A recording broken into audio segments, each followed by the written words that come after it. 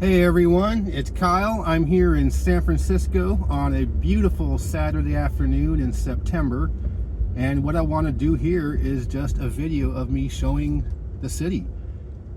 And what's going to be just me literally just driving around like this. I have no idea how it's going to go. I'm certainly not going to do this in multiple takes, but I think it's important because the vast majority of what you hear about San Francisco is either going to be negative, things such as it's really expensive to live here, the homelessness issues, property crime, or it's going to be travel type things where, you know, come to visit San Francisco, see the Golden Gate Bridge, see the beautiful sights and all that. So that's usually what you hear is either the negative or the travel influencer kind of stuff, and never just what is the actual city of San Francisco like. And that's what I want to do here.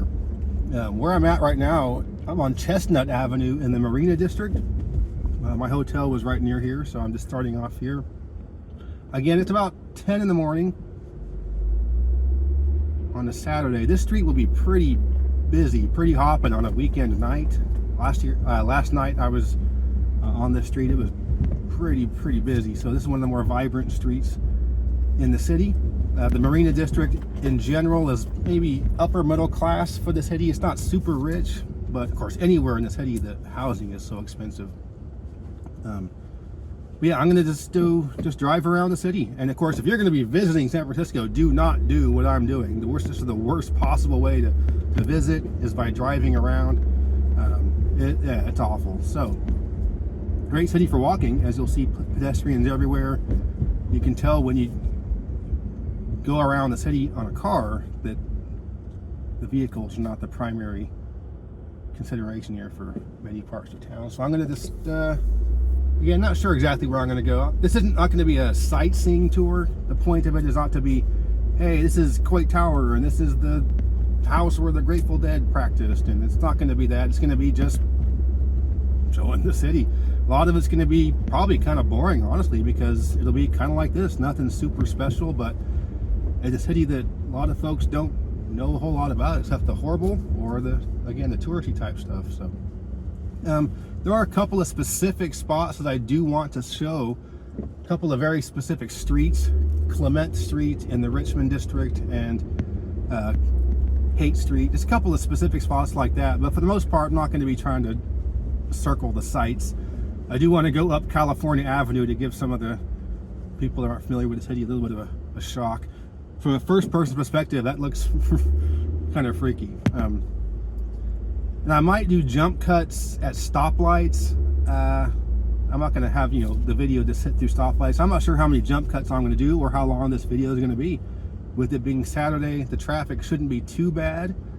But there is a Giants game in town, a home game for the Giants, and it's such a nice day on a weekend. There's going to be a lot of tourists in the more touristy parts of the town. We got a fire engine right behind us, so we're off to a nice start here. Let's get away from the fire truck here.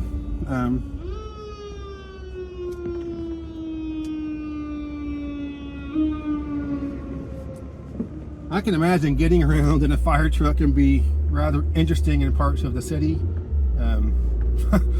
There's some tight spots and some steep hills and some just interesting situations for what a sorry about that, I got knocked around. Oops. So interesting situation for a fire truck. Sorry about that. That's gonna I need to fix that. Yeah, just gonna be driving around the city, and of course if you're from San Francisco, you're probably thinking, oh god, not right now, not the crazy stuff, not anything crazy right now. Because right now there's probably some nudist riding around in a V for Vendetta mask on a unicycle with an umbrella on, and if you're from the city, this is not the time to be seeing that guy.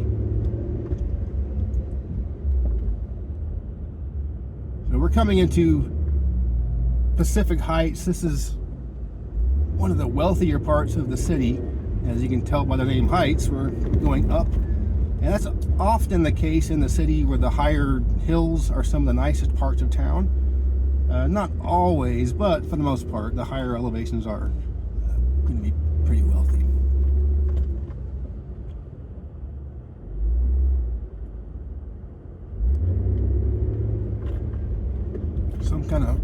street fair going on there. Looked like it was for kids, bounce houses, that kind of stuff.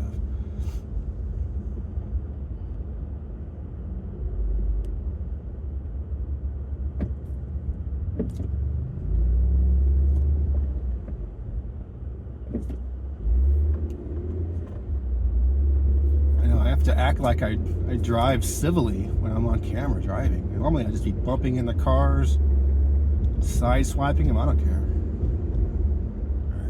All right. So yeah, no real planned route. Just to show the city. A lot of people just don't get to see it. And what a beautiful day too. The weather's usually pretty nice in San Francisco, especially in the fall. But yeah, today's especially nice.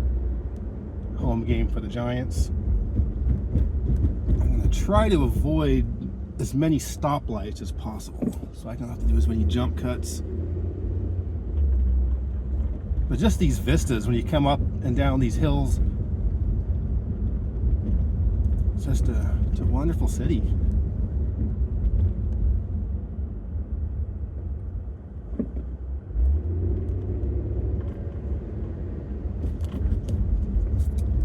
Most of my dad's side of the family has lived in San Francisco at some point. Some of them still do. I have an aunt, a couple of cousins that still live here. Other members of his family has lived here. He didn't grow up in San Francisco, but just back the way things were in the 60s, 70s, 80s, if you were in the Northern California area, there's a pretty good chance you were going to wind up at San Francisco at some point in your life. That's probably not the same as it used to be.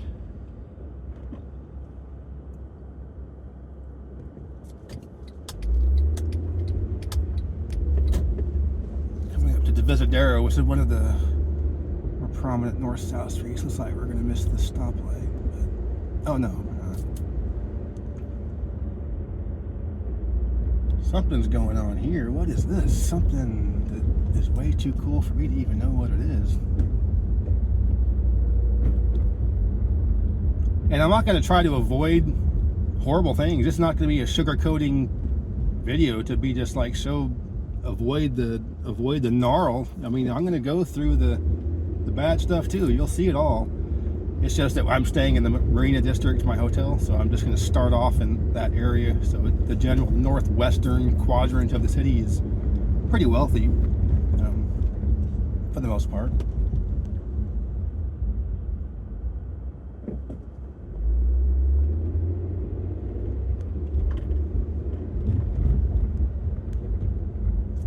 I can only imagine how long this video is going to be, but I'm going to put chapters in it so you can skip around to different neighborhoods. Because a lot of it's going to be just this, kind of boring, but that's kind of the point. Just to show what the place is really like.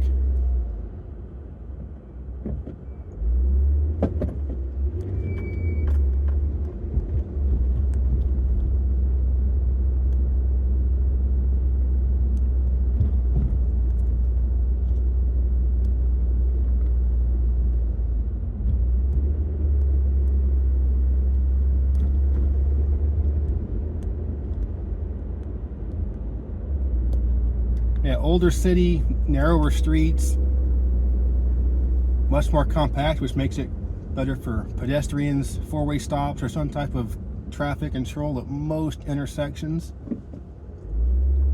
Brights, crosswalks, all that kind of stuff. So it's really nice. Not a great city for cycling just because of the topography. There are people that do it, but I think because of the narrowness of the streets and that kind of stuff, and the topography, cycling might not be the best way.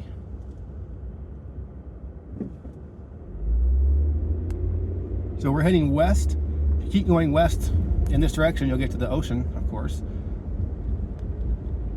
And that's where you have some of the absolute wealthiest people in the area called Seacliff.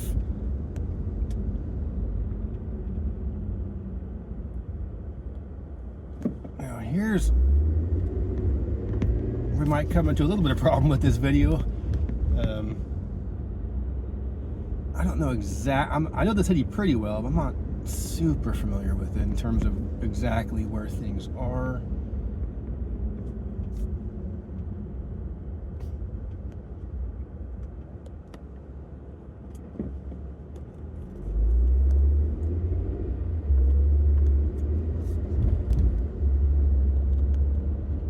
Yeah, I just love the feel of it. It's so different than any other city, and most cities are going to be kind of similar, whether it's Chicago or Atlanta or Miami, Portland. They're all in the same general kind of thing. It's hard to explain, but San Francisco and New York and a couple others are just like Boston and New Orleans are just a little bit different. They're more unique.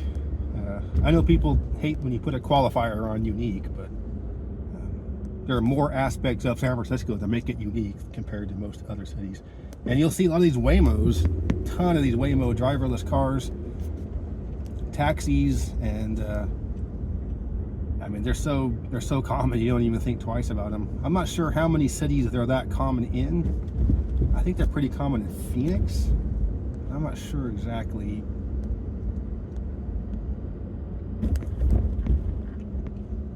How common they are. Okay, so I did a jump. I'll do a jump cut there because that was a stoplight. So I am trying to avoid the busiest streets and some of the stoplights as best I can, but it's going to be a bit difficult throughout a good chunk of the city to completely avoid the stoplights.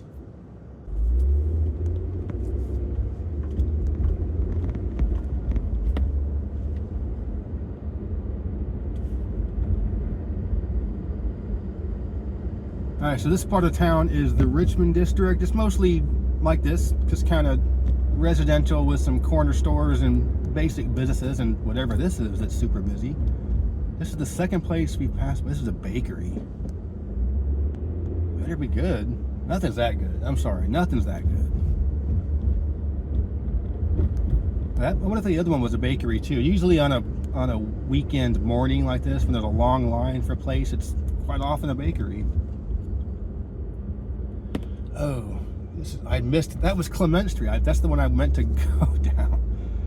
Well, again, I'm not super familiar with the city. I know it better than probably most people that aren't from here, but that was literally the street we need to turn on.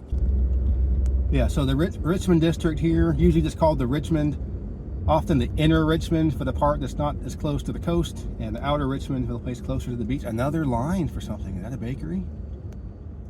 All right, so this again is kind of the mini Chinatown. There's a lot of Asian restaurants and Asian shops and things, Chinese, Korean, a lot of stuff. So this is almost more like a, the tourists don't come here, so this is almost like a more left alone. What would it be like if people don't visit?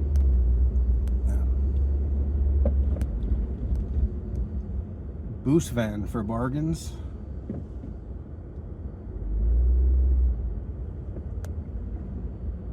A laundromat called So Fresh and So Clean. That's good. Yeah, they have a big Asian food festival here on this street. You'll see all kinds of different Asian ethnicities represented here in this part of town. Chinatown was, for the longest time, almost exclusively Chinese, and I think it still is to this day, mostly Chinese. Whereas this part of town is a pretty good mix of various Asian ethnicities. I don't know the complete breakdown of the various nationalities, but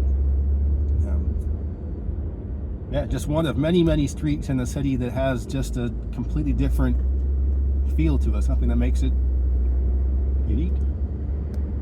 Another bakery, no line for that one. How bad does your bread have to be to not have a line? Apparently that's the thing to do in San Francisco on a Saturday morning, is stand at a line at a bakery.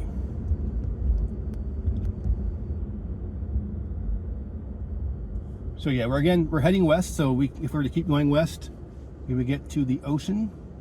I'm not sure if I'm going to go all the way out there.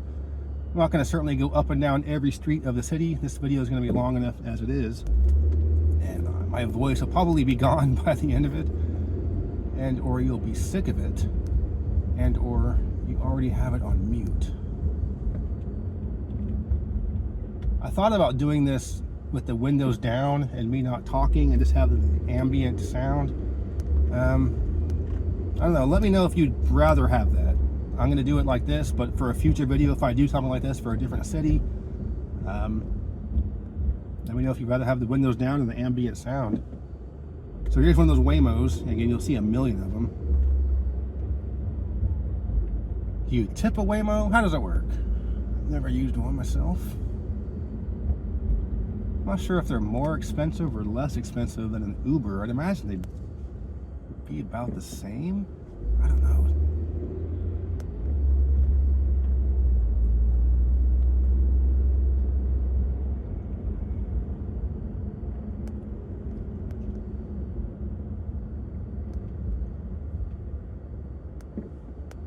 So here's Park Presidio, the next major street. This is, as the name implies, it connects Golden Gate Park to the Presidio. The Presidio is kind of the northwesternish corner of the city, which is the old Army fort.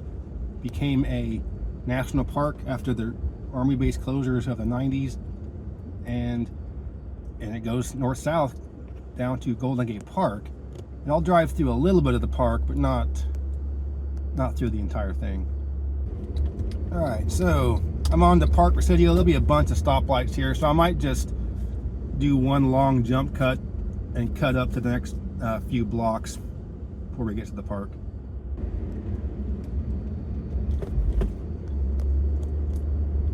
All right, so I'm going to go a different way. Park Presidio is just it's a major street going north-south, stoplights every block and traffic, so that's no fun. If you're trying to actually get point A to point B, you'd probably be using that, but I'm just trying to show you guys the city. So that's just another backed up big 4-lane street, 6-lane street.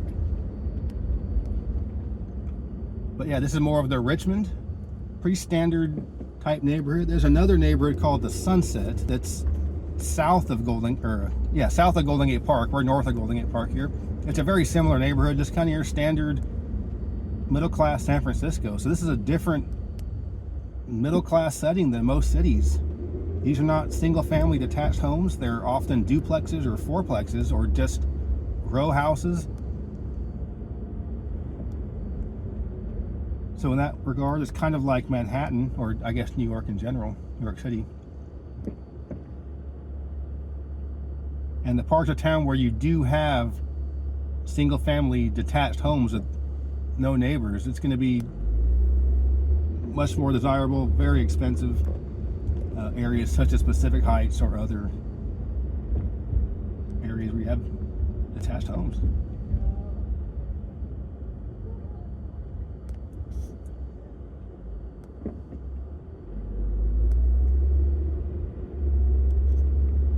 My aunt and cousins live in the Sunset. That's the district where they live. I'm pretty sure they've lived there my entire lives. I'm not sure if there was ever a time they lived in another part of town.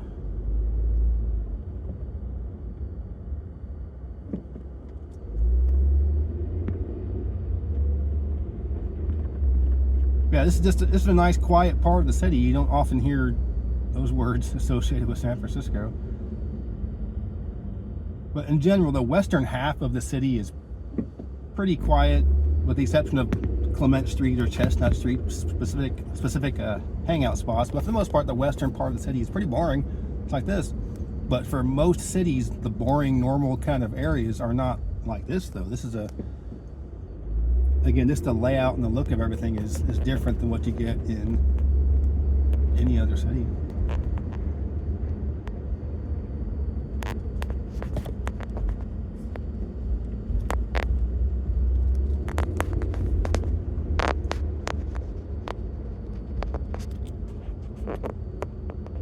I'm going to eventually go up on 25th. That's another one of the busier streets with stoplights. I'm going to just cut over here.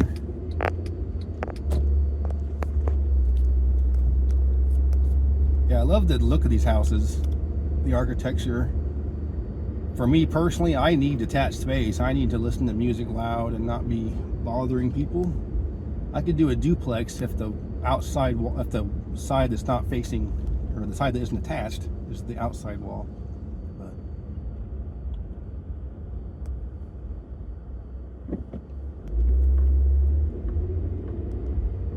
And as you also may have noticed, the western half of the city, which is where I've been only so far, is not the hilliest part. The whole city is pretty hilly, but the western half is the less hillier spot.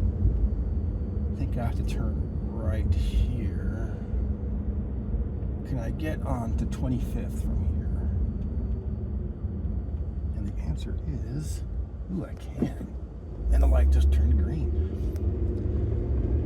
One thing that's pretty interesting is once you get south of Golden Gate Park, all the east-west streets start with the letter of the alphabet. So the first one will be Anza, and it goes down all through all the letters. See if we'll go through those eventually.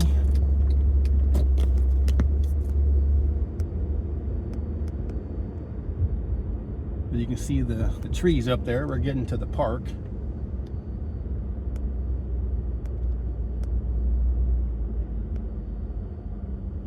Has the similar dimensions as Central Park in New York, where it's long and skinny, but Golden Gate Park is east-west oriented, and the west end of the park is the ocean. All right, so we'll go through the park a little bit, not through a whole bunch. It's a big park, and unlike Central Park, you can drive through a lot of this one. I think there's only one road through Central Park in New York, but there's at least 2 or 3, maybe more than that even, roads like this that go through the park. I'll be honest, I might very well make a wrong turn here. I don't know these roads around this part of town that well, the park roads. We'll see.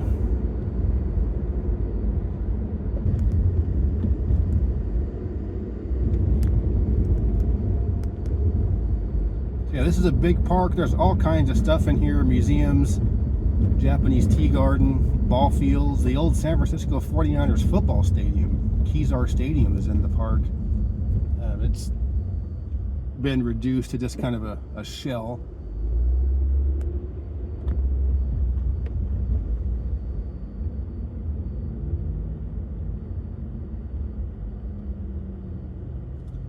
So popular spot for joggers and cyclists, as you can see.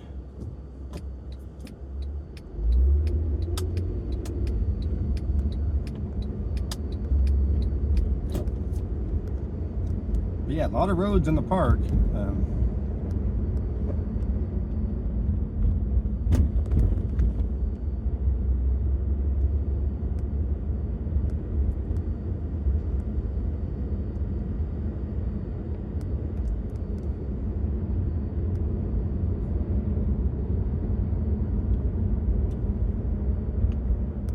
But I think what you're seeing with all this fitness is the result of California's coastal areas just always having nice climate. People are just out, and you just, especially in San Francisco, you don't see a lot of overweight people because you're always having to walk and go up hills.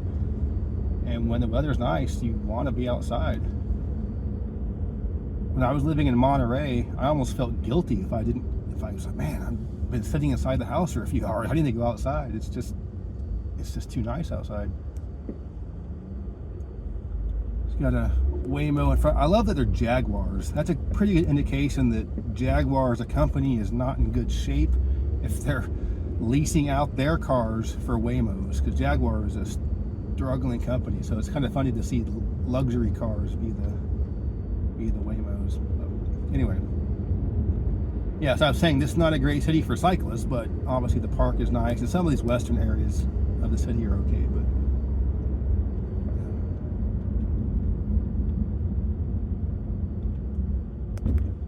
I wonder how a Waymo's programmed to handle speed bumps. A ton of people out.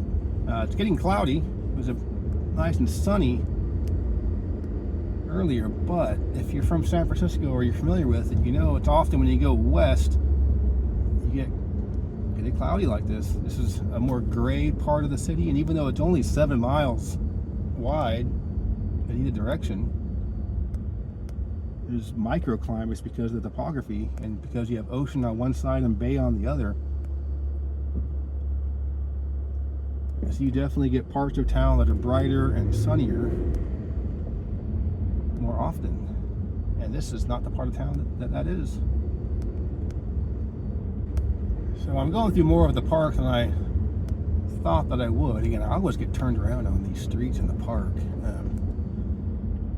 Even though it's kind of a funky city for driving around, just kind of weird driving situations, it's very easy to navigate. It's almost all on a grid pattern, but the park roads are a little bit different.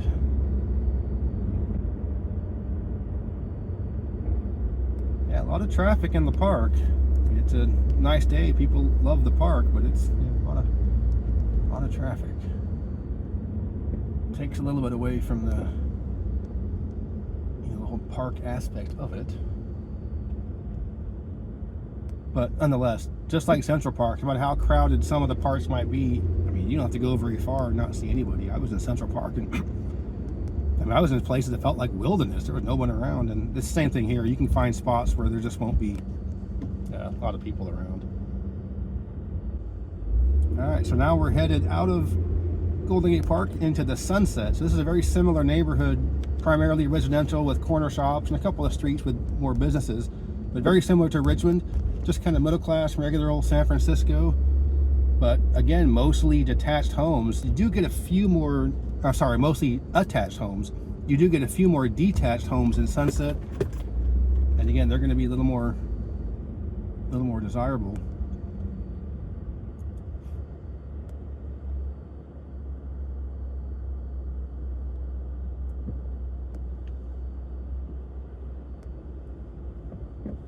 So we'll check out a little more of the Sunset, just regular old streets, nothing special. Not trying to find anything weird, because it really isn't anything weird in the Sunset anyway.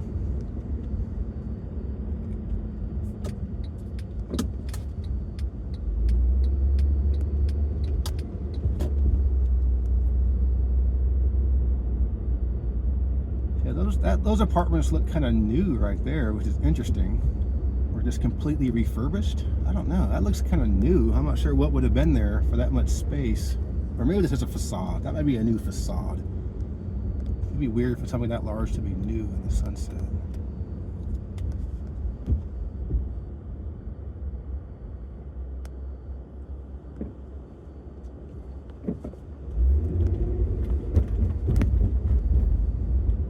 So my aunt and uncle lived somewhere around here.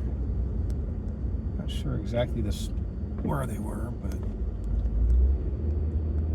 my aunt has since moved to a different spot, but I'm not sure exactly where that is either.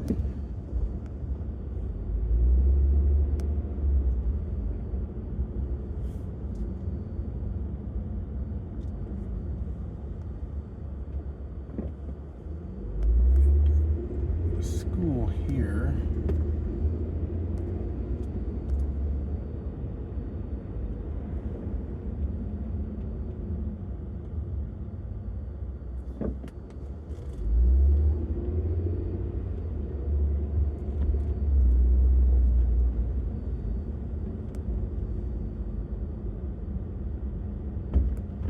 But yeah, this is the western half of San Francisco. I'm not going to certainly go all the way down to the end of the city, but it's basically just like this all the way to the suburbs.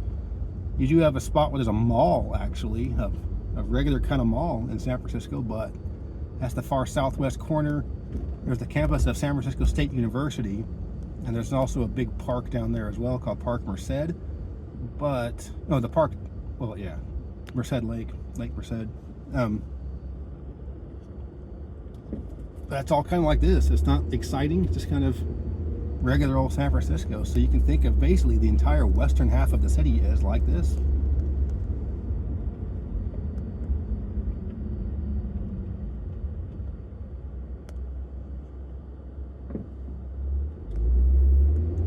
But now we're headed east. And the eastern half of the city is where you have most of the famous things. When people think of San Francisco, almost everything is in the eastern half of the city, as we'll be seeing.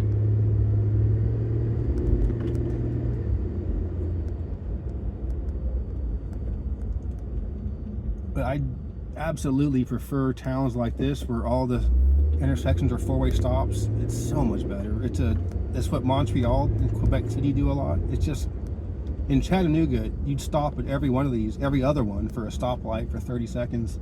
And that's how most cities are. And it just keeps traffic congested, bunched up, spewing fumes while idling.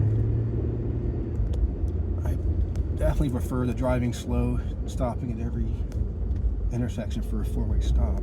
With that being said, here comes the stoplight. So now when we cross this major route, now we're into what is referred to as the inner sunset. So the outer sunset is the part that's out toward the coast, the beach. Inner is the part a little bit in. These are some detached homes here, so these are going to be expensive even for San Francisco. Anything that's got some space between it and the one next to it.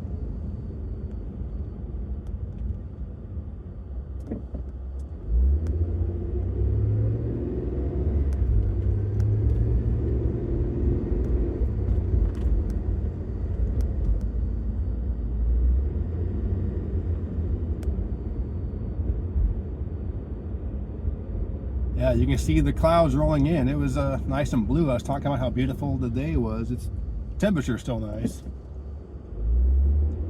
but it's often fairly gray here, especially in the mornings. It's only 11.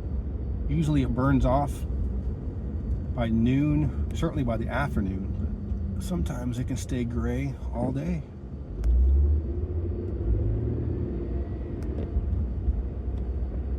And September is actually the warmest month of the year in San Francisco. It's not a summer month. The marine influence has like a lag on the climate.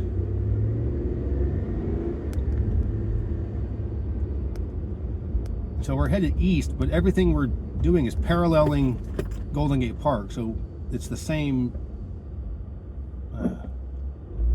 east-west nature of it, but just south of the park. As you can see some more hills up there as we get to the hillier part of the town. I'll probably swing by Haight-Ashbury on the way. I went to Haight-Ashbury on my other video where I was walking through, but that's always a interesting neighborhood to see.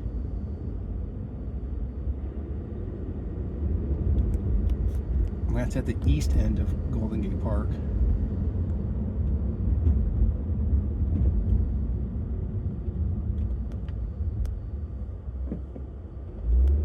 Not sure what this is. Cornerstone Academy. Looks like it was a theater, like an old theater that became a charter school. Huh. That sounds about right for San Francisco.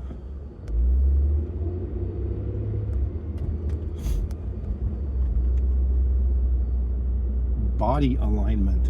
What does body alignment mean?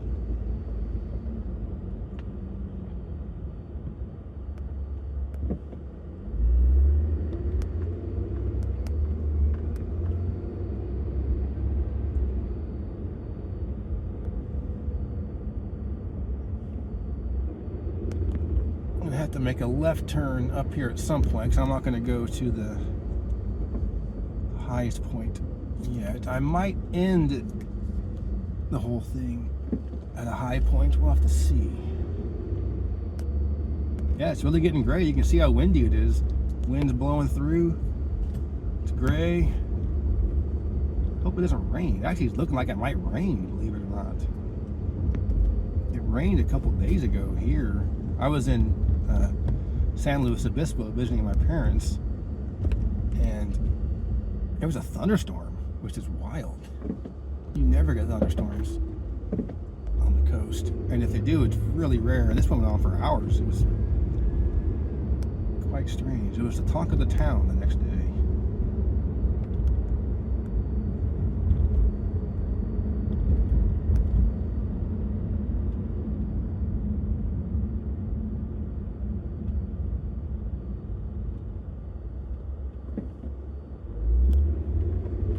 But as I look to the right, to the east, I can see it's still blue sky. So like I was saying, the west side of the city can often be cloudy while the east side is sunny.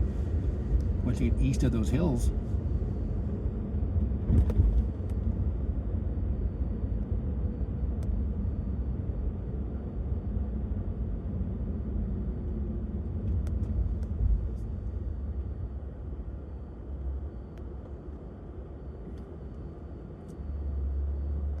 All right, so now we're on Irving Street. Another kind of mini Chinatown-ish. A lot of Asian-themed shops.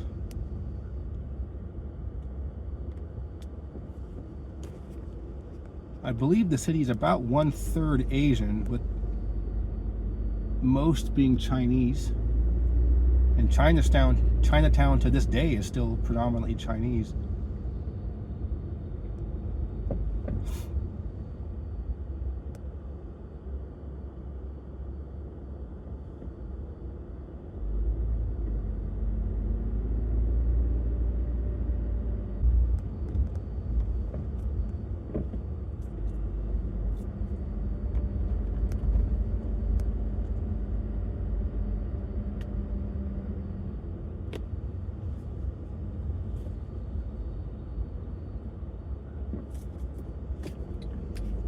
Alright, so I'm going to turn down here.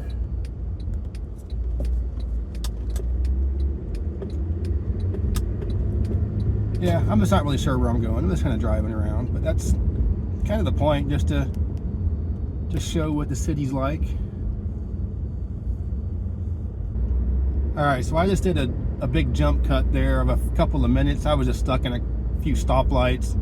Just kind of annoying. So, you know, driving around San Francisco can be a bit annoying. That's why it's not fun. This is why you shouldn't be doing this if you visit. But great for walking.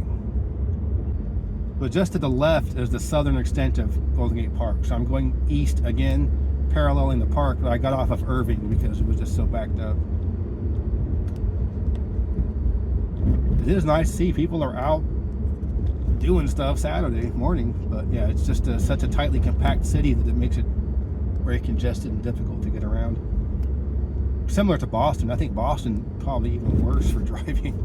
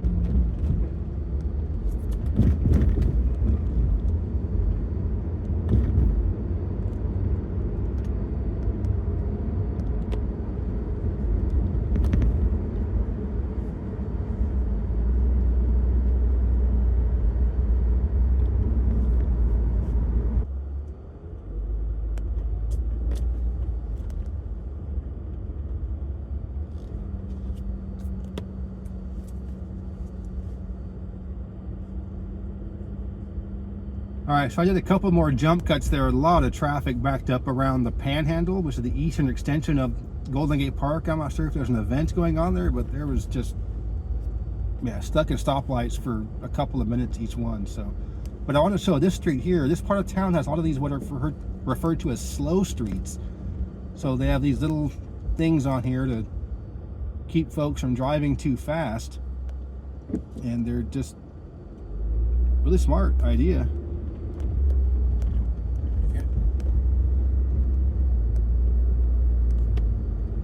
So if you live here, it's just a quiet street with slow cars. Makes it a lot safer. Couldn't completely have it pedestrian only because you have people need to park at their houses, but this is, you know, the next best thing.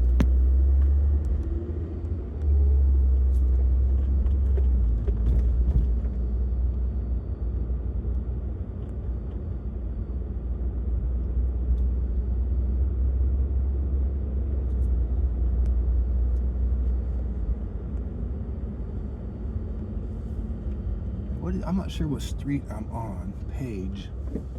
I'm not sure how many of these slow streets there are. I know there are multiple ones. I don't think it's unique to San Francisco. I'm pretty sure there are other cities that have them.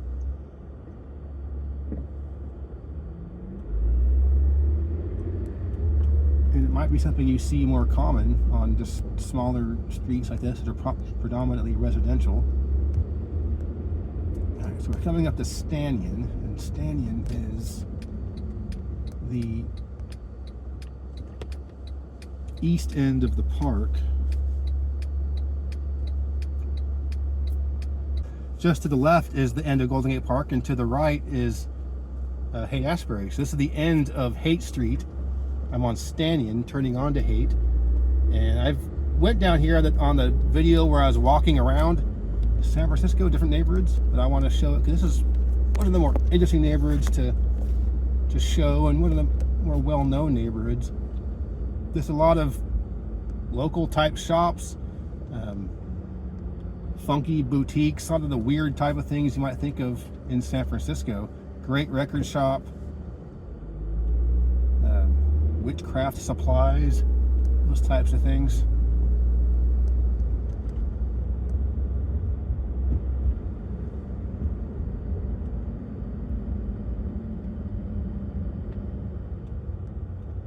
So yeah, pretty good mix of commerce on this street.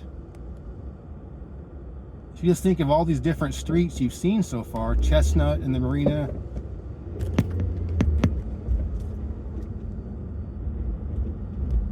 Irving, Clement, and Richmond, Haight Street here. Each has its own flavor, their own things going on.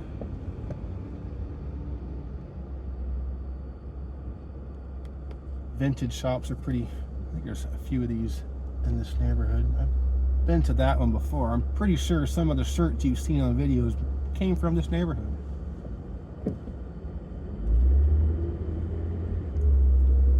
Yeah, this is a great street for walking around. It's not something where you really want to be doing what I'm doing, but it's fun to be out walking and seeing what's going on in the city.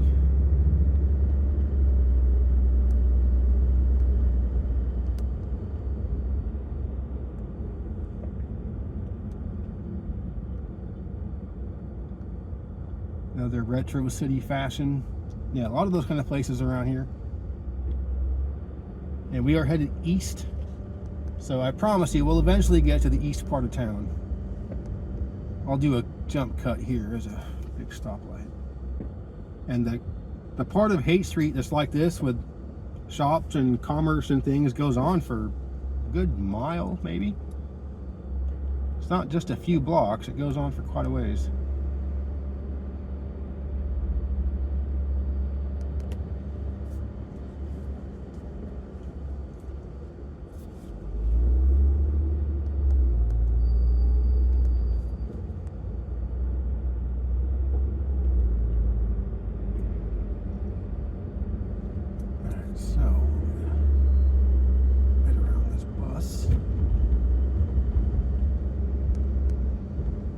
Just a ton of activity. I mean, you go to these parts of town where it's businesses and commerce and it's crowded. It's not what you often hear. You usually hear that things are dying. It's over.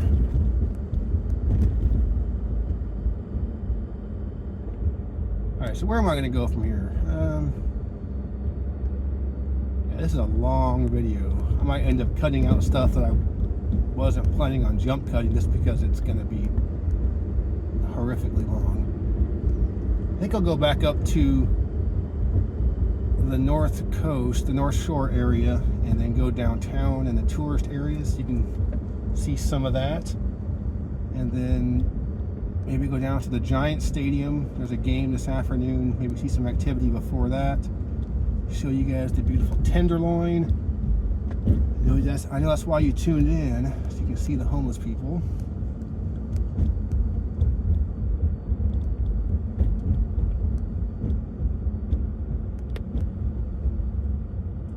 So here's a abandoned building or an empty building. That's not something you see too often. That's a big building to have nothing in it. I'm not sure if it's being renovated or what, but that's not a real common sight. When things become available, they get taken up. It's not the same as you get in some other Rust Belt cities where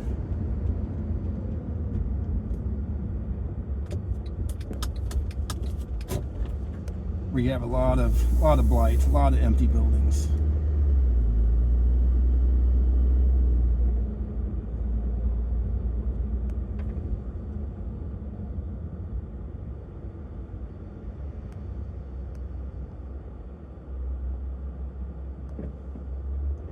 So I'm heading back north.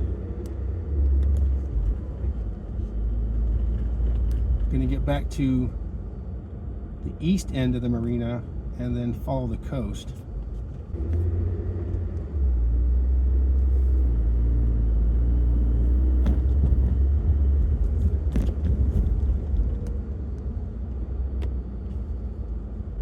I'm just north of the Haight-Ashbury area here. This is called Alamo Square. It's just a nice park in the middle of town. Pretty popular spot for sunbathing and just kind of hanging out, playing frisbee or whatnot. But along the east edge of it are called the Painted Ladies. And these are probably the most famous houses in the city. You've seen a million photos of them.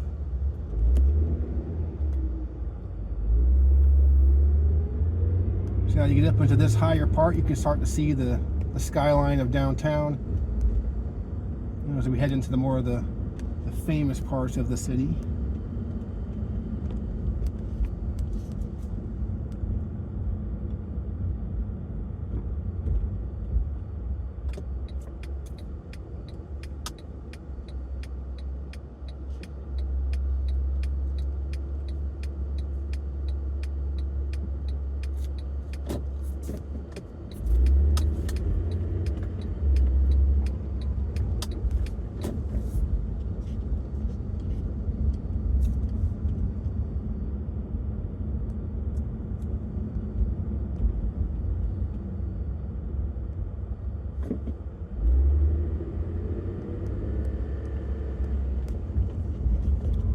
Yeah, so this is another nice area. You couldn't really see Alamo Square from the first person perspective, but there was a ton of people out, almost like no space on the lawn to sit. What street am I on right now? I'm not sure if this goes all the way, but we'll find out. We'll find out together. I'm using my phone to record, so I can't have a map up as well. So I'm just kind of going by I'm using my phone to film this. So I'm not able to look at the map at the same time to see where I'm going. So I'm just kind of going by what I think I know.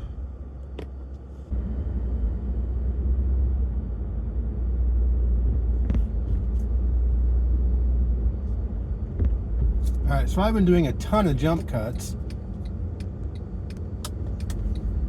There's really bad traffic. I just been sitting at so many stoplights for minutes at a time, so just kind of skipping around a lot more than I thought I would. I'm not trying to avoid showing negative things by any stretch. I know that a lot of times you can get accused of only highlighting the fancy stuff, because right here I'm on a Fillmore Avenue in Pacific Heights, one of the fancier parts of the city, probably the fanciest shopping district, a lot of high-end shops and stuff.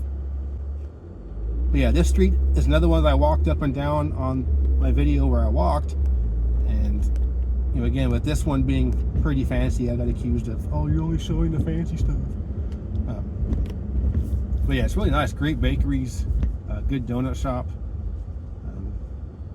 a lot of activity. So it's really nice to see all this activity, all these people out in all these different neighborhoods. I mean, this is at least the 5th different vibrant street of just different, commerce and activity. And we haven't even left the general northwestern quadrant of the city. I'm really lollygagging in this video.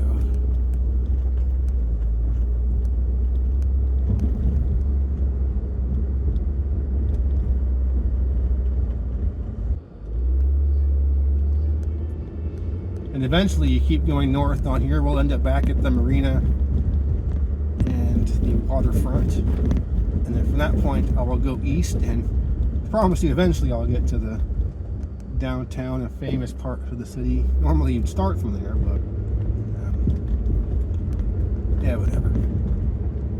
There'll be chapters to skip around.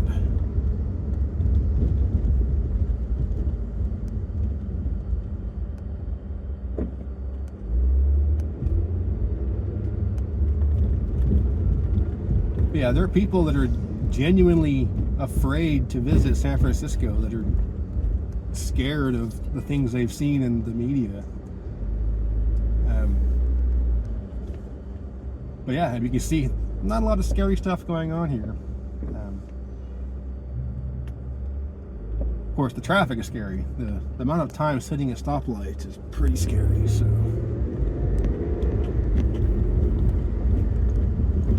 but I walked up this hill a few months ago, and it's really, really steep, as you'll see. Whoa, that was almost going to be funny.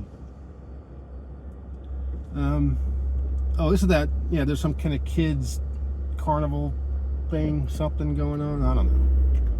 Balloons and ice cream and I don't know, kid stuff. But yeah, this is a steep hill when you come down, and you'll see the water, a little bit gray, but you'll see a gorgeous view from here at the top of Fillmore. I don't know why that car's not going. I'm going. So yeah, imagine walking up this thing. It ain't fun.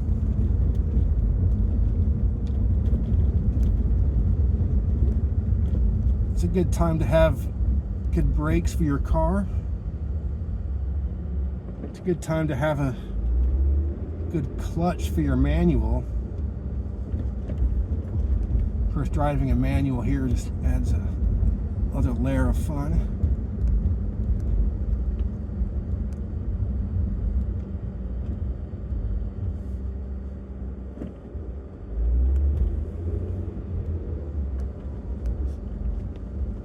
Yeah, so that's the San Francisco Bay you're seeing over there, and across that is, well, I guess that's technically the San Francisco Strait, but you can see Marin County across from there. That's I believe, the wealthiest county in the state, if not the country.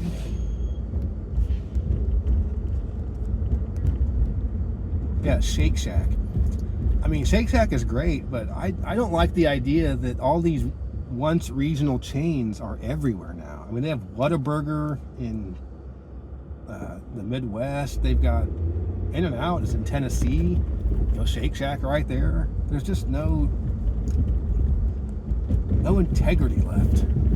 I like the idea of things being still regional, and you have to go to the Northeast, you go to a Shake Shack. You have to go to the Southwest, you go to In-N-Out. But money talks.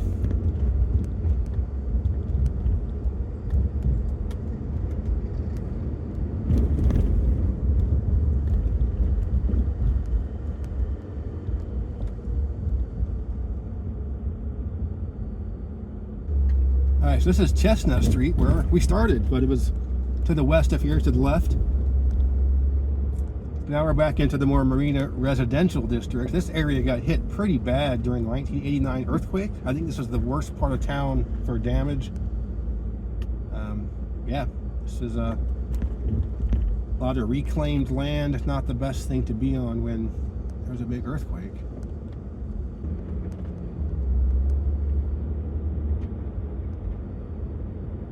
And trees, a lot of wind going around. You can see the trees blowing around.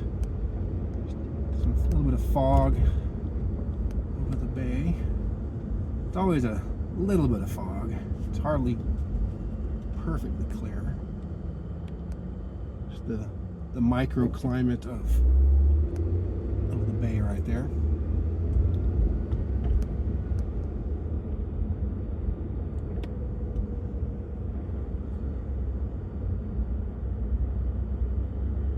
Right, so now we are at the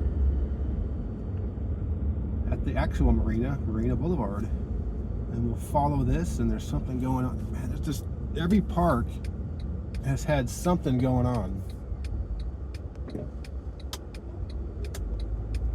and I don't know what this one is. There used to be a big blues festival here. What is, there's like little goals. Oh, it's like a kids soccer thing. It's always kids stuff. Who cares about your kids? All right. Yeah, I mean, literally every single park I've gone by, the Panhandle of Golden Gate, Alamo Square, I mean, this one, there was that kids festival thing, that street that was closed down. Yeah, but yeah, the blues festival here was great. It went on for, it was 2 days. Really good major blues names, headliners. Really fun time, but it went out of business probably 25 years ago, the festival. There's an uncommon sight for San Francisco, a full-size regular grocery store with a parking lot. Like a supermarket grocery store with a parking lot. That's not that common. There are probably only, dare I say, a single-digit number of those in the city, an actual full-size supermarket. This is a Safeway, like that we're so used to shopping at in most other parts of the country.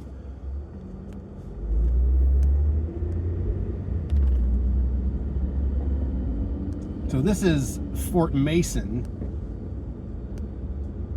an old military installation.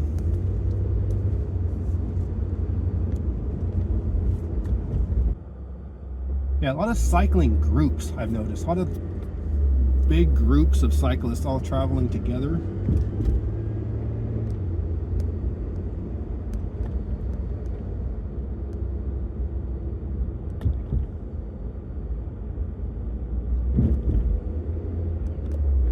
But now I'd say we're probably in the eastern half of the city by now. So we're, again, all the famous stuff, the downtown, Chinatown, the high-tech, high-rises, all those companies, the Fisherman's Wharf, Valley Square, the Giant Stadium, the Warriors Arena, the Tenderloin, the homeless folks, Market Street, all that is, that's all eastern half of the city. Okay, so now we're getting into the most touristy area. Got the Maritime Museum here. Yeah, so this is where you'll see a lot of activity of visitors and whatnot.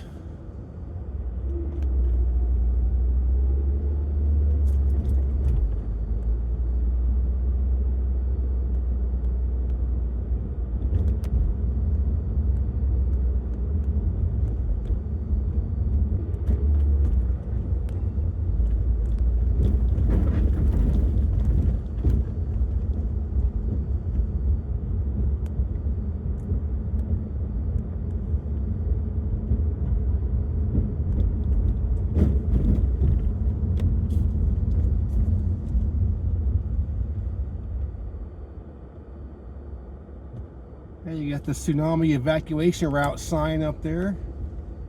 I played a role in that, not so much that literal sign, but those signs in general.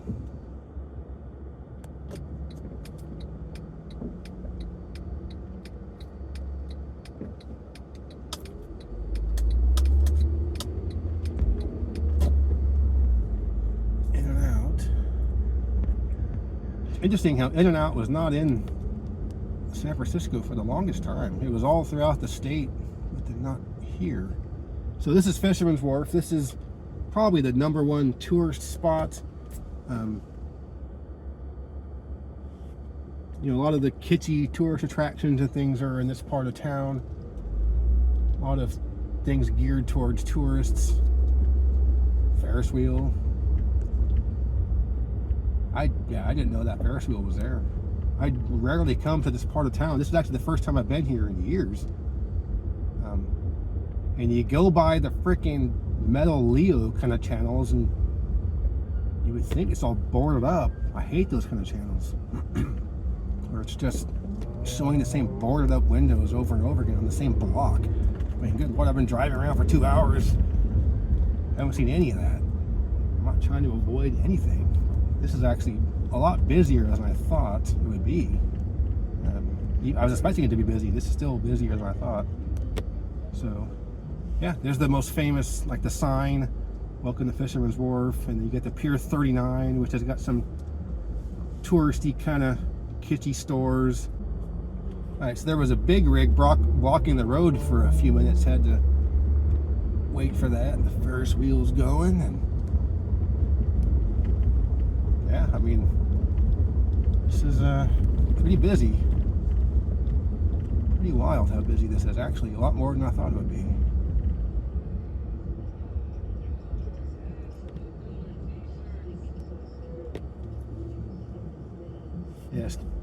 You'll get street performers out here at night. I'm assuming it's still that way. You often get like really good street performers. Got a lot of music. Got these old old light rail. And then Pier 39 is the main touristy pier.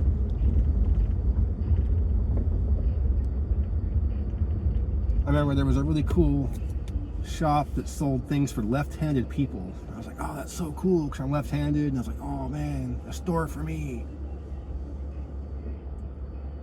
But even if you live here, I'd imagine you still come down here every now and then for seafood. This is still part of town for the freshest seafood. All right, so we're getting away from Fisherman's Wharf here. Gonna start heading east again toward the Embarcadero, which is the road that follows the eastern shore, the bay shore of the city, at least in the north part of the town. And that's where you have most of the piers coming off of it.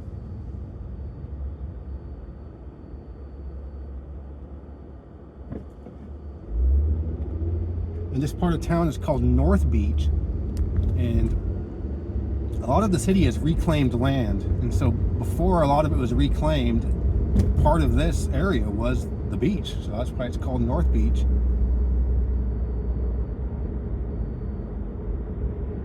And so we're coming up to something that my wife and I love a lot. Every time we've come to San Francisco, which is annually, or been here a bunch of times, we'd like to go to the farmers market at the ferry building, which is really, really cool. Up here on the left, tons of people there. A lot of good just small farm vendors, market vendors, things like that.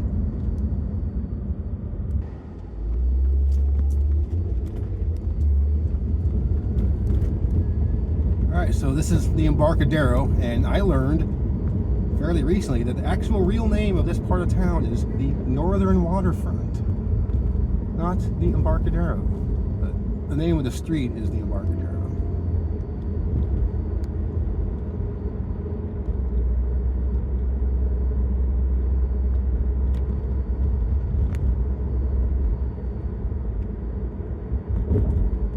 And again, this is the bay side of the city, so to these piers go off into the San Francisco Bay. You have a narrow peninsula here, so we've already gone from the ocean to the bay. Got one of those old cool light rail trains there. The ones they use are old ones from other lines in other parts of the world.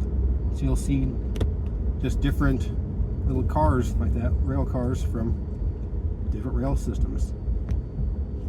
Starting to see some of the high rises and whatnot of downtown financial district and the SoMa district south of Market.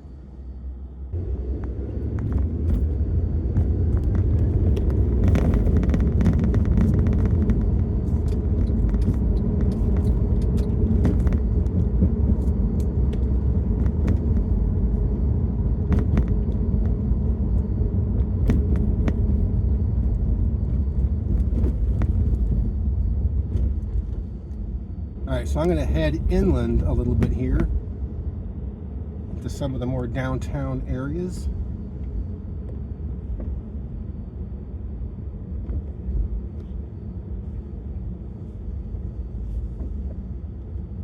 Oh, actually, you know what? I'm going to go down to the baseball stadium. The game starts in about a half an hour. We'll see if there's much activity down there. I'm sure there is. But if you keep going down the Embarcadero, it gets to the stadium. That might be why it's more traffic than normal. Tons of people out. Wow.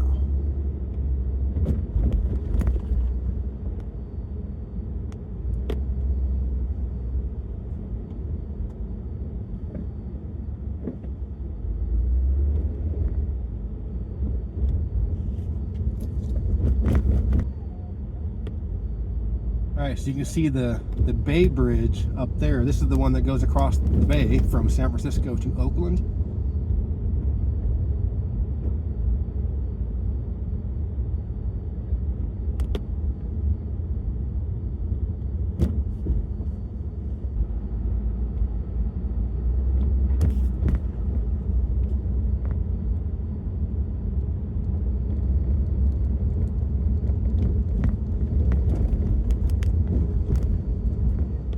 This is the part of town where the bridge enters the city.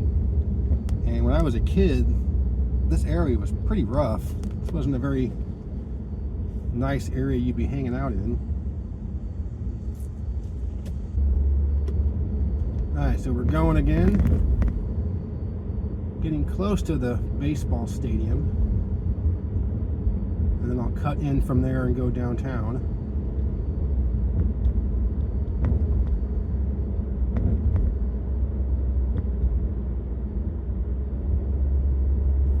And also, if you keep going down farther, there's another new development called Mission Rock. I'm not 100% sure what is all going on at that, but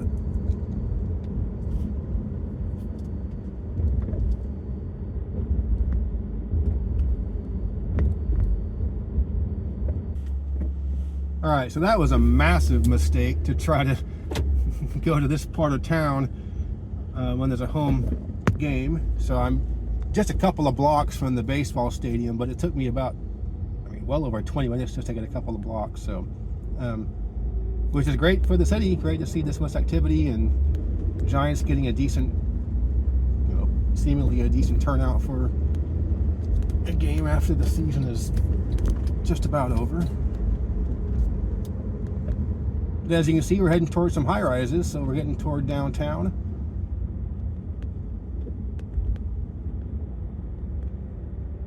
Hopefully, as we get farther away from the stadium, there will be less congestion.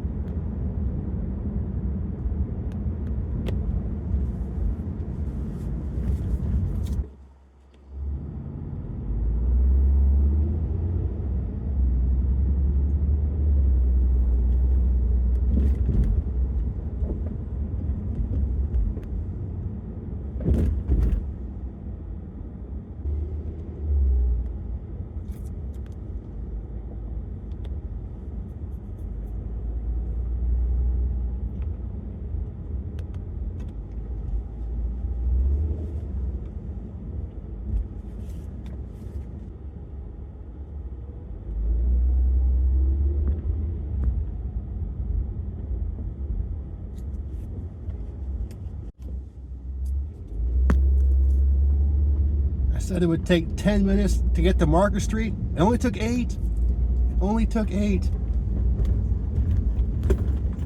Yes, this is why you don't drive around in San Francisco. It's just awful. So awful.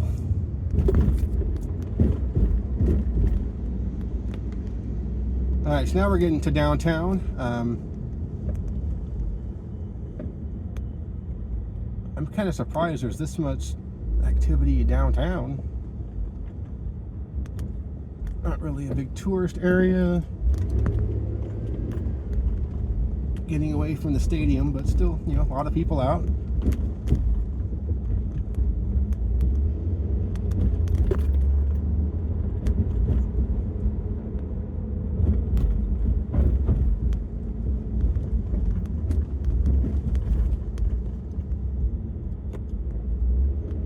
As you can see, this part of town much more business oriented, not as much residentials. A lot of these buildings have housing on the higher levels, but mostly just commerce and not a ton of housing in this immediate spot.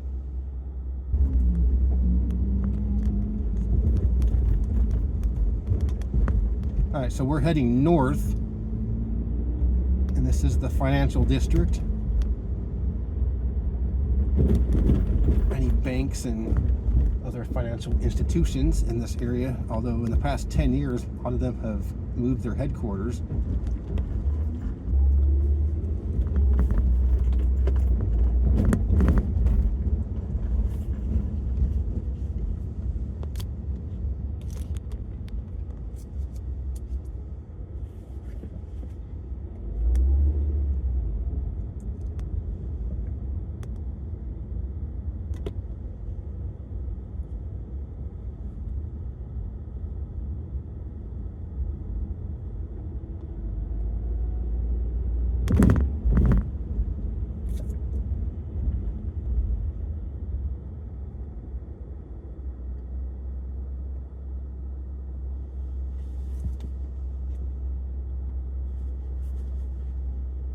Yeah, another jump cut, guys. I've only gone 2 blocks since the last one. It's been about 10 minutes.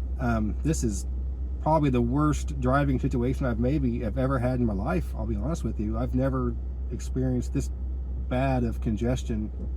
I've moved not even a mile in the past 45 minutes. Yeah, this sucks. This is why you don't drive in the city. This is why you walk. I walk 3 miles an hour on average. I've got a mile in 45 minutes in the car. But yeah, don't do this when you visit San Francisco. Walk. Look at all these happy folks walking out in the beautiful weather.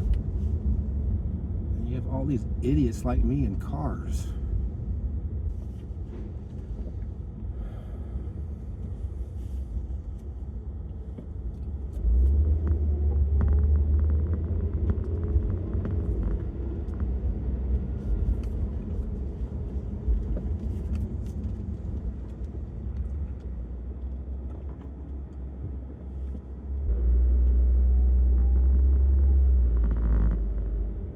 All right, well, sort of moving.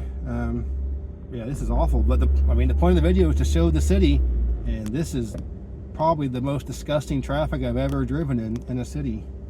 I'm not sure how common this is nowadays for it, but, or maybe I don't notice because I normally walk around. I'm not normally driving, so, but yeah, this is unconscionably bad. Like really, really, really, really bad.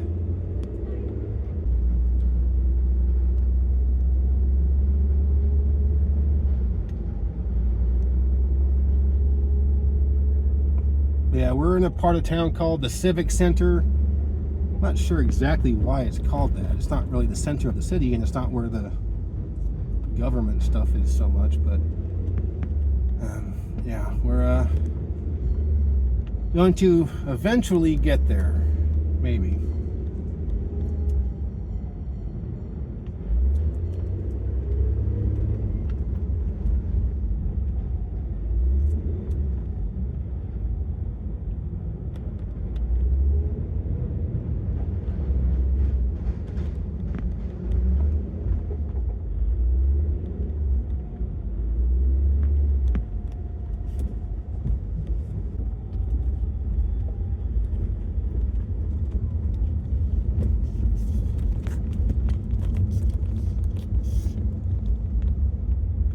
Yeah, obviously this is a very hilly part of the city. That's why the cable cars exist.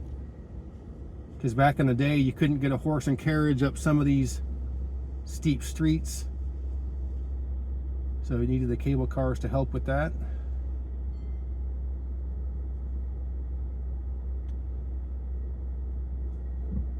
And you'll see Alcatraz straight in front of us.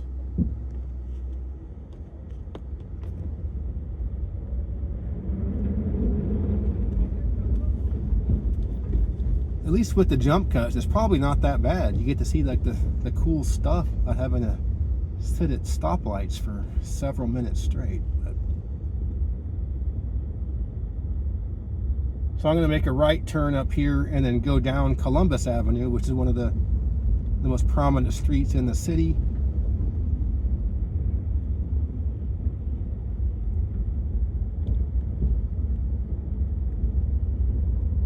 I'm not trying to avoid the Tenderloin, but man, that was just, it was brutal getting around that part of town. So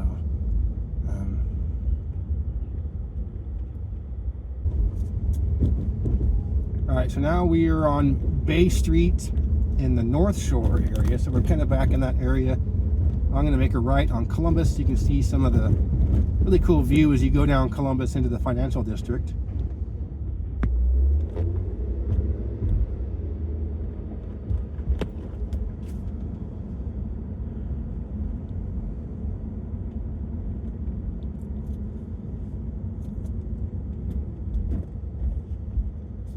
Somehow, some way, Columbus isn't completely backed up, but you can see up here as you keep going forward, the financial district, the Transamerica Pyramid is the most well-known one, but the Salesforce Tower is that taller one. And as you keep going down this area, you get to Little Italy, which isn't, people here don't call it that, it's just the North Beach area. All right, so we're going again.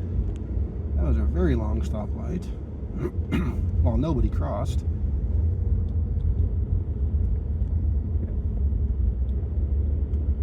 Yeah, a lot of great Italian restaurants around here. I usually stop and eat somewhere around here when I visit. Just to the right is China. What is this guy doing? There's Chinatown. So if you were to head off in the direction that Prius thinks he wants to go.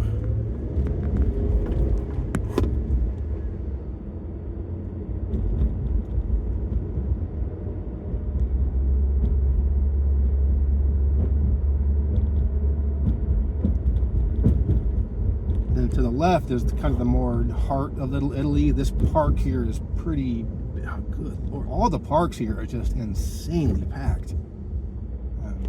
See if I can, I can't really pan over to show it, but wow, another packed park, another just tons of activity.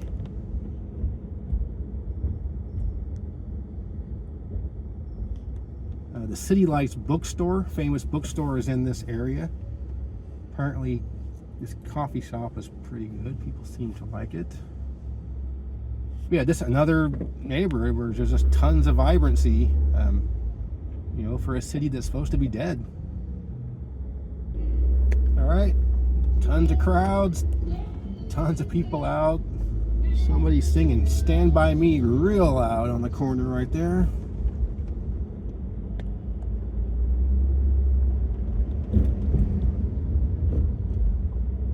Yeah, great Italian seafood. So the combination of the Italian plus the being here on the coast, you get a lot of great Italian seafood.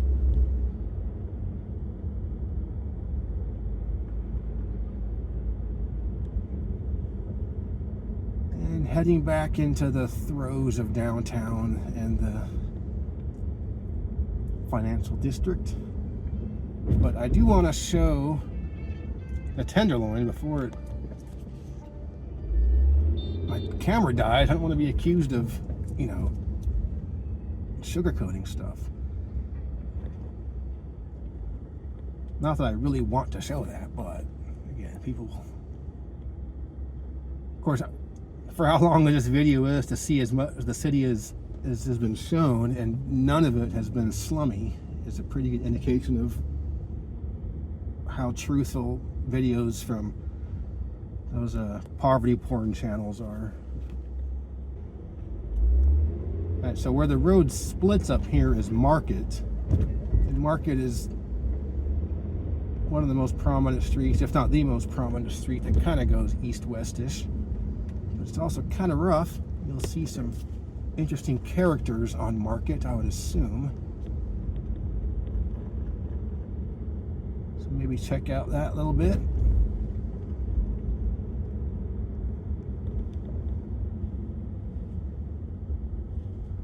I believe they've recently remodeled that pyramid, completely redid the lobby and all kinds of stuff in there. I'm not sure to what extent, but apparently they spent over $1 billion or however much they spent to make it renovated. I don't know.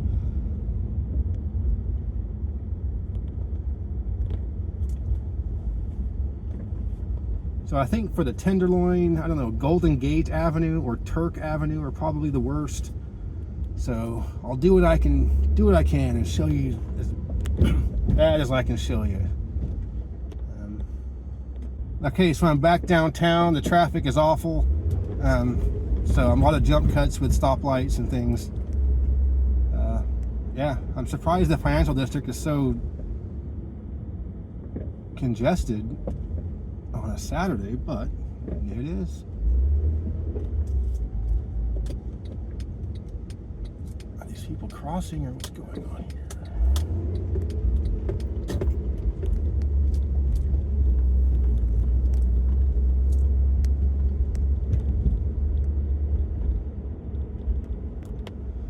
So now we are in the Tenderloin district.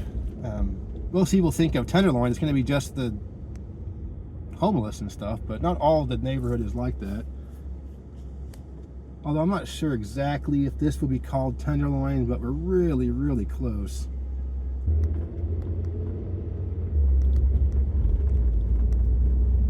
Alright, so Grant Street here is the main touristy street through Chinatown.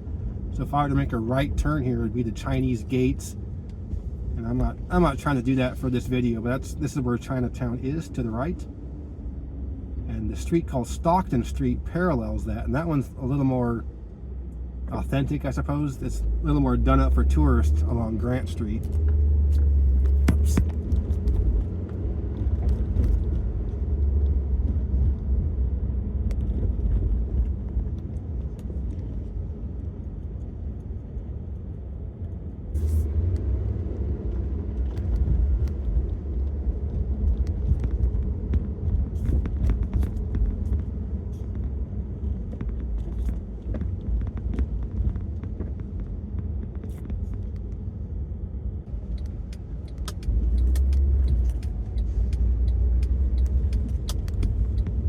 Alright, so we're sort of moving again. Man, I could have parked the car somewhere and just covered way more of this just on foot with my camera. But yeah, I'll say it again, San Francisco is an awful city for driving.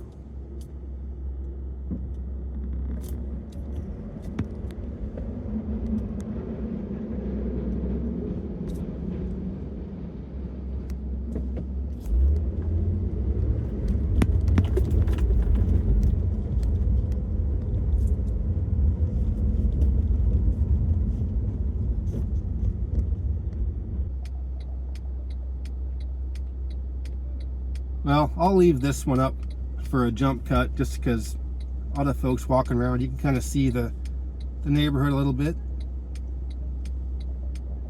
Again, just, I mean, everywhere I've driven around today has been just incredibly busy with people. The Nintendo World just opened up next to here. So, looks pretty busy.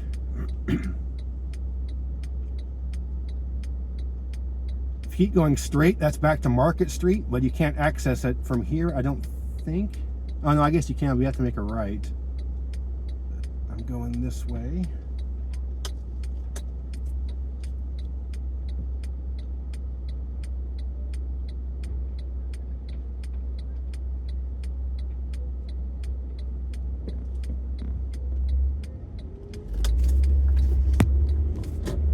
Alright, so my bracket, as you can see, is not holding up very well.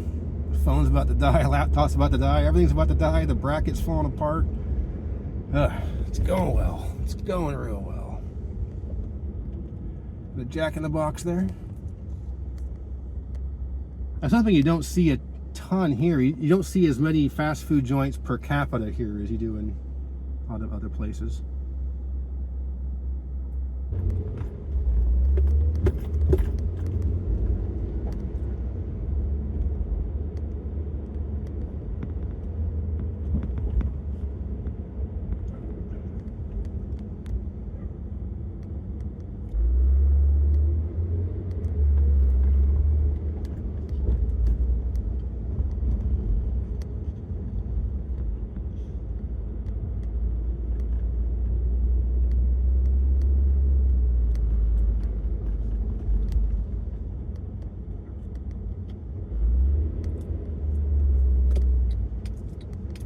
So as you can see, the neighborhood's getting a little bit rougher around the edges.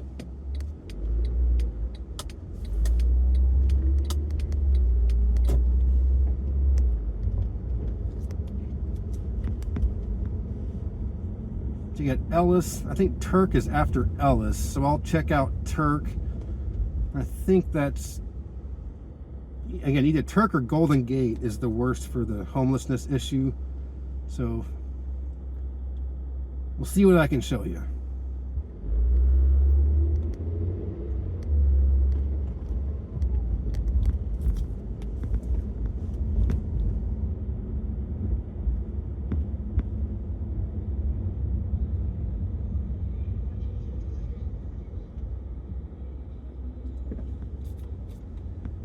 And you got a little more of the stuff that every other channel shows right up here. This is Turk, I believe. Is it? No, it's Eddie. I don't know this city at all. Oh, the next one's Turk. Okay, so I'll go up that one, and then yeah, you're seeing some Skid Row aspects here. Some cops.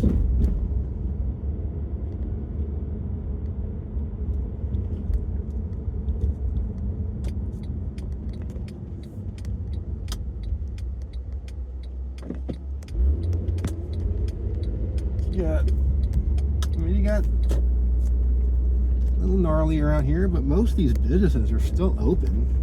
I mean, there's some that are boarded up, but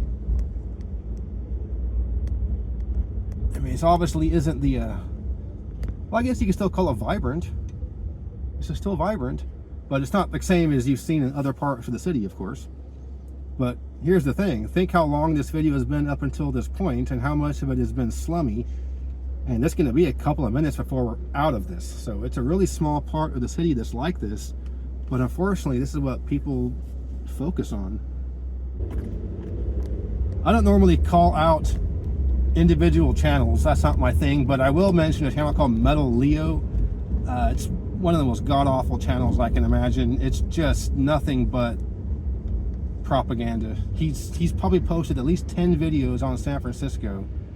And every single one of them is just in this neighborhood, and he goes nowhere else. Walks a block and says, this is what San Francisco is. Everything is closed.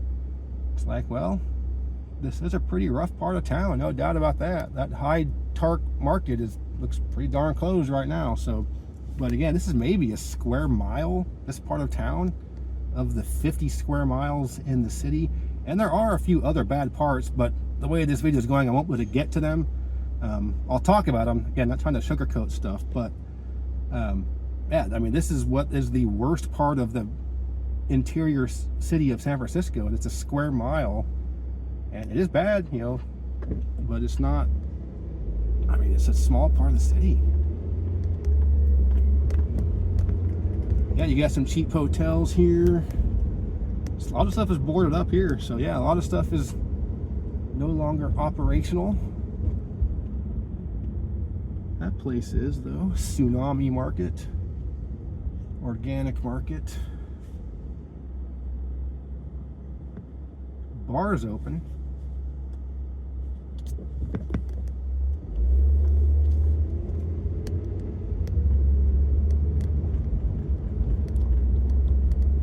Yeah, that's, I mean, you've already seen the worst of it. That was already the worst. And I could go back up Golden Gate and show you another street that's just like this one, but that's about it, guys. I mean, I didn't zigzag up every street through the Marina either, so I'm not going to zigzag up through every street of the Tenderloin, but I mean, this is the Tenderloin.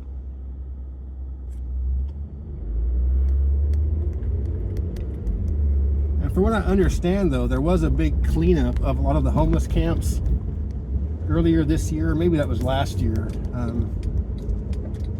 So I know that there were probably a lot more tents and things visible, but it doesn't look that bad compared to how I've seen it in the past. But it's not great. I mean, this corner here, whatever was on the left is closed, and whatever is on the right looks like it's closed too.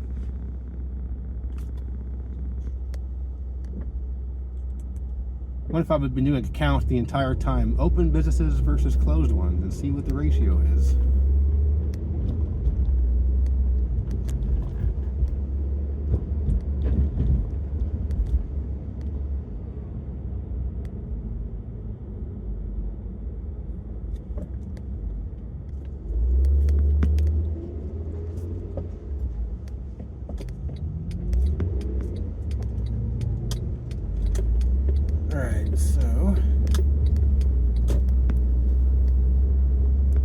This is still the Tenderloin, but you see some more housing here, and you know the edges of the Tenderloin are not horrifyingly bad. I'd make sure you double check the locks on your car and leave nothing valuable in it. This is the part of town where you get your car broken into.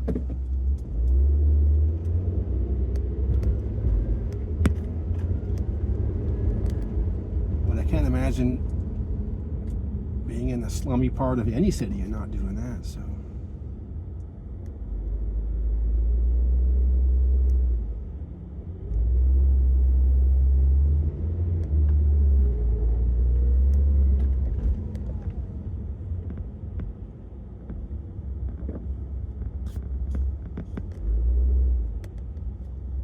And so we're already out of the Tenderloin, or maybe this is still considered part of it, but I mean, it's not that rough. We're getting back to being pretty normal, pretty nice, okay stuff.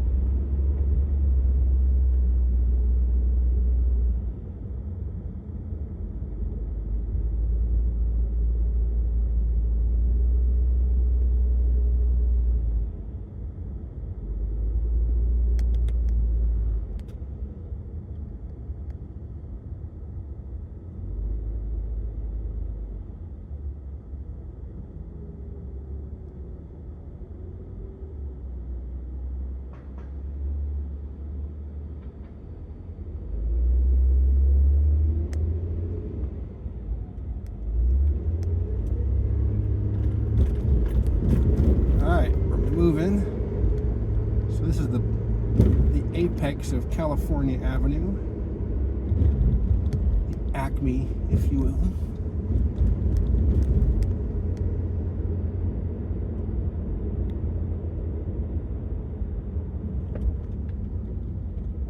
We're about to go down a steep one here.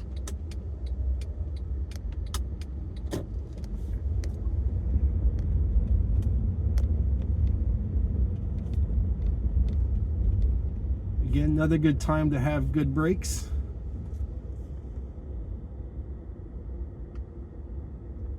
Or when you're going uphill with a manual, just that anticipation of when the light turns green. What are you going to do? You're going to hold it? Can you feather it?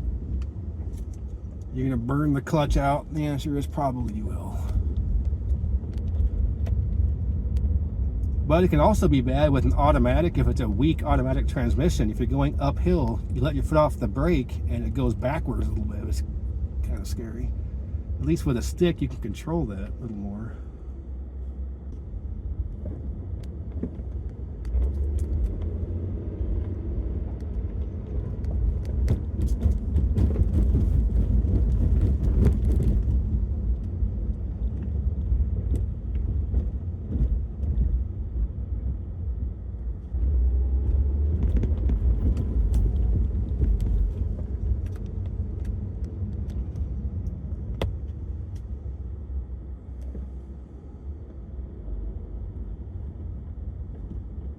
Gonna finally move again. We're back to where we were a little bit ago in the Tenderloin Union Square area, where it's a little bit rougher. You can see a little bit of the rougher edges, but I'm gonna get back down to Market. Okay, so I forgot you can't actually drive on Market, so I'm just kind of once again stuck in wonderful traffic. So some more jump cuts. All right, we're back to Turk Street, Tenderloin. You can see some more homeless people. This might be fun. Compared to sitting at stoplights, it is very fun, actually. Yeah, I forgot about that Market Street. It's nice that they cut it off for vehicular traffic, but yeah, for this particular video, it sucks.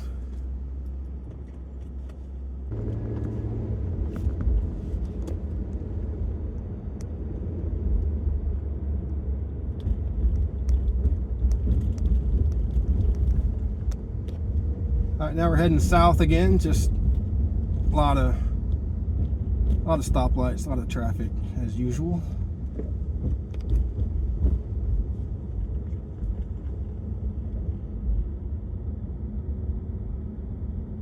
We're getting close to the geographic center of the city. You can see the big hill in front of us. That's just about the middle of the city. Twin Peaks.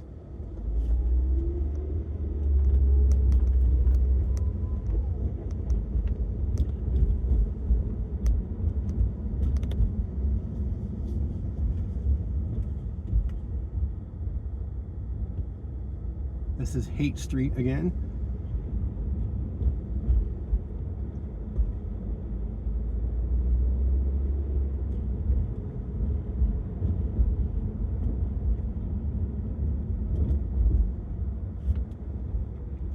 And I'll keep saying it, the parts of town that have their four-way stops, man, it just moves so much more efficiently. Like, I get you need a stoplight at the major intersections, but these, it's, man, anyway.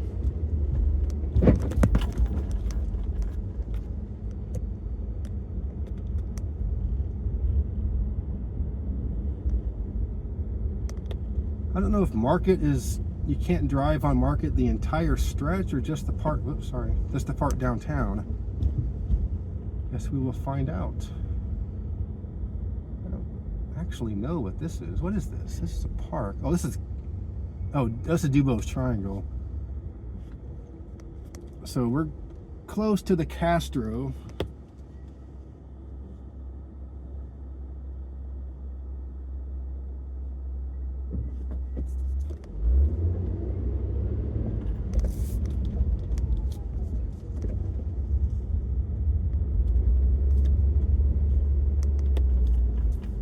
So another real nice area around here, as has been most of the city.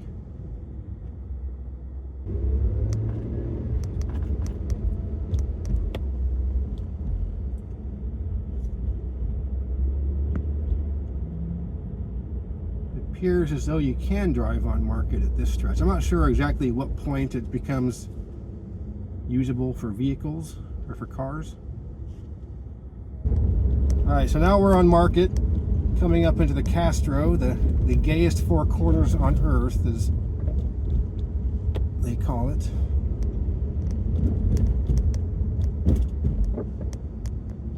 And another jump cut. This will be at least a couple minutes.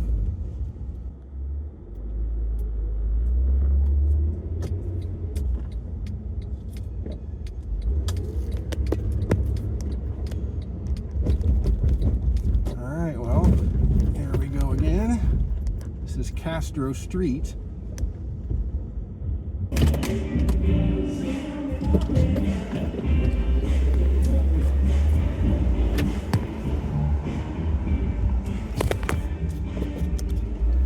All right, we're going again after another hold up there. A lot of activity in the Castro. I put my windows up because it was funky music being played. My camera is very close to dying, so I think I can show the mission, and that'll be about it before everything dies. So that means you won't be able to see really any of the southern half of the city, which, you know, is mostly pretty boring. A lot of it's industrial, a lot of it's kind of, you know, just regular residential. The absolute poorest part of town is the southeastern corner, Bayview Hunters Point, and I'm not trying to avoid that. It's just I won't let it get to all of it. I want to show the more interesting stuff than just the slums.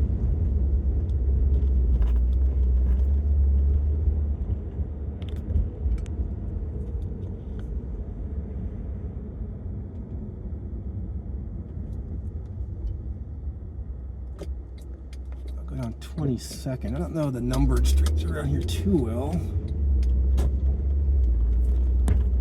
but this will eventually get you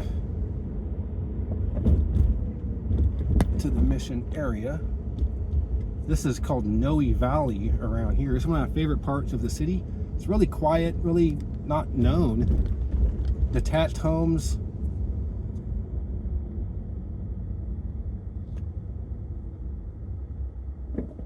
Just real laid back and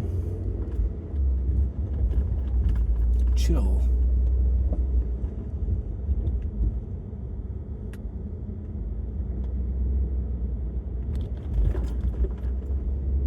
But yeah, we're headed east. We're close to the middle of the city, but we're heading east toward the bay.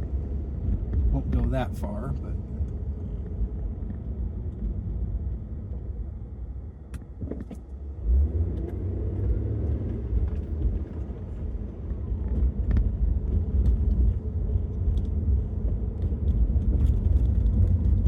another big steep one coming up here. It always looks good in first person. You can't see the road until you're already over it. It's always fun.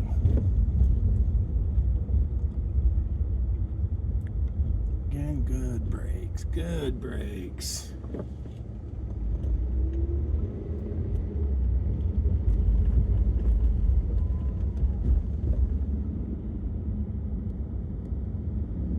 Chattanooga Street? I never knew there was a Chattanooga Street in San Francisco. Huh. Been here a million times. It's a very minor street, doesn't really go very far, but nonetheless, Chattanooga Street.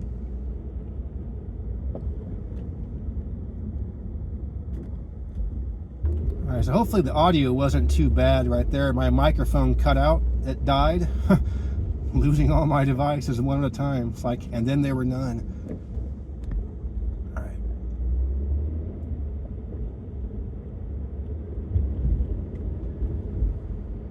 Hopefully I can get to the Mission before everything dies for good.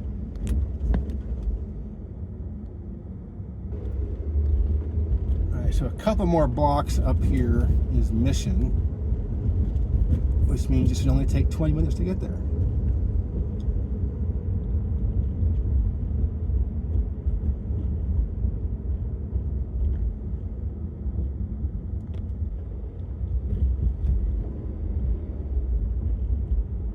Alright, we're moving again. Well, sort of.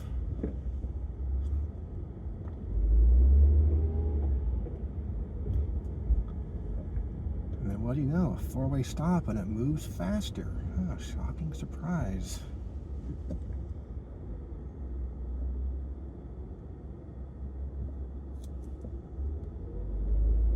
"20 seconds at a four-way stop as opposed to 2 minutes at a stoplight."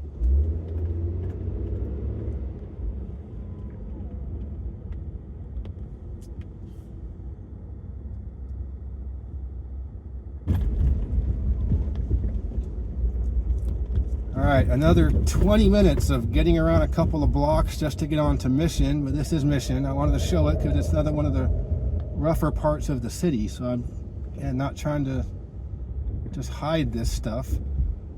This part of town's kind of gone up and down through the years. It was really bad, and then it got gentrified, and it's kind of gone down a little bit again. Still a lot of activity, a lot of stuff going on. This was the predominantly Mexican part of town a long time ago. It's still mostly Hispanic, but it was almost entirely Mexican up until maybe 30 years ago or so.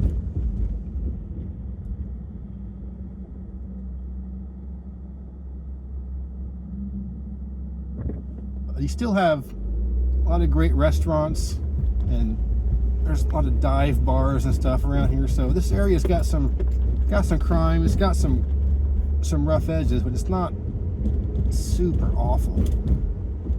Again, there's plenty of people walking around. The road's in terrible condition. So this is probably just about the end of what I'm going to be showing. I'm going to keep taking Mission. It turns into Outer Mission. It takes you out of the city to the south. But again, it's kind of little boring in that part of the city. It's just houses and nothing special. Industrial stuff, warehousing, and you know, not too interesting. And then the Sunnydale, Bayview, Hunters Point area in the southeast corner is kind of the slummy, you know, the ghetto, if you will. But you know, maybe I'll show some pictures of it or some Google Street images just to kind of let you know it is there. But yeah, you can see the difference between the Tenderloin and here. This is a relatively poor area, but it's still vibrant. People still have jobs, have money, do their stuff. And Tenderloin is where you have a lot more of the, you know, the homeless and a lot of issues. But right here is where you have, it's like a giveaway market type thing. I'm not sure exactly what you call it, but it's people give stuff away. And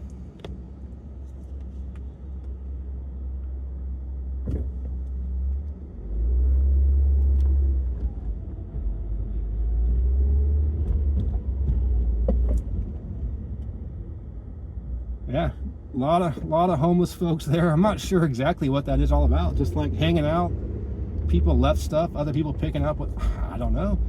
San Francisco, baby.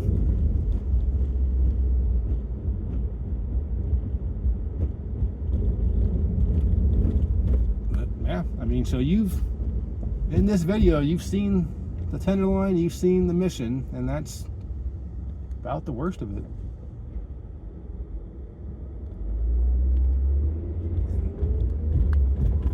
La Taqueria has an incredible line. I guarantee you they got good food there. Holy crap. And when you see a long line of Mexicans outside of a Mexican restaurant, pretty good chances it's pretty good.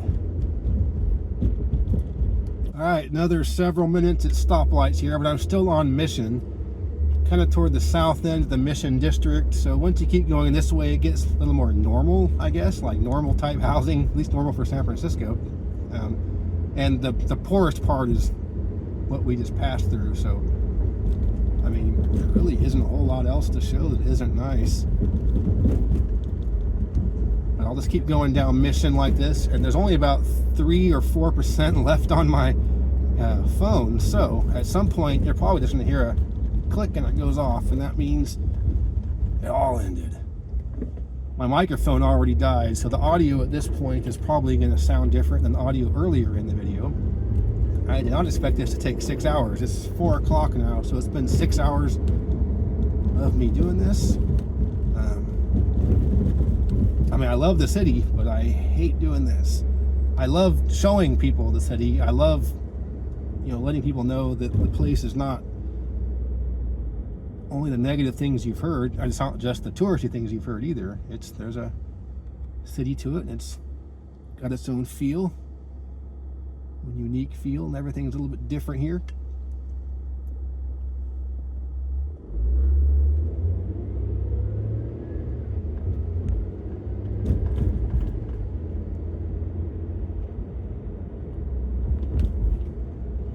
Yeah, the south central and southwestern corner of the city is probably the most normal, I guess you could say.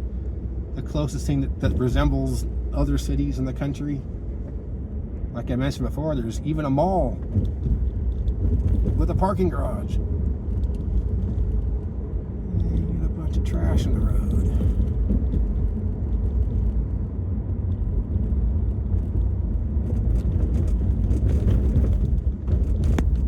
That's the kind of thing back there that those poverty porn channels would do. Go to that big pile of trash in the road and be like, this is what San Francisco is. It's just trash in the roads.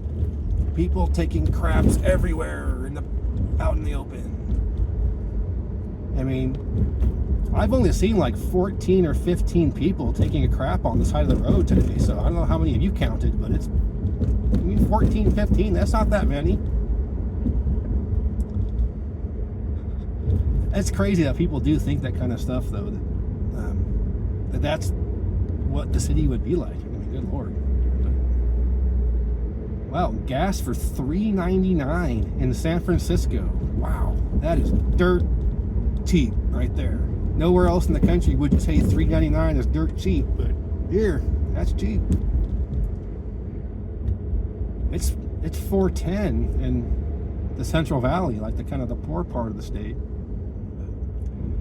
But as you can see, this town's getting a little more normal, dare I say. This looks almost like a normal city. It don't look that much different than other places. And this is generally how it goes as you go south out of town. You hit the suburbs. The first suburb you hit is called Daly City, and then just more suburbs after that. So even though I'm not going to end up showing as much as I would have liked, I do think you've gotten to see pretty good chunk of the major city. Downtown Financial District, Fisherman's Wharf, Embarcadero, Marina, Chestnut, Clement, Richmond and Sunset, Golden Gate Park, the Mission here. You even saw the Tenderloin. So if the only part I'm leaving out are the industrial areas and stuff, that's whatever. You're not missing much. Although it will be interesting to see how much of that becomes gentrified. A lot of warehouses and a lot of stuff that's taking up space but not being used as much as it used to.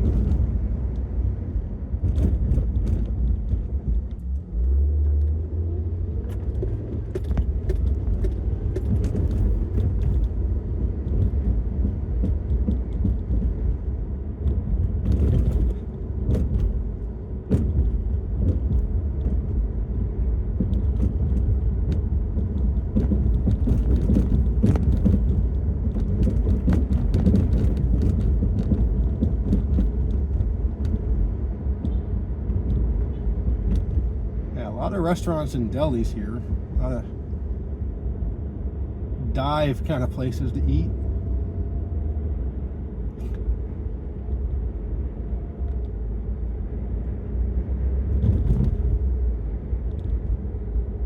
Another full-size Safeway with a full supermarket and a parking lot. Again, that's not too common here. This isn't that much space for that.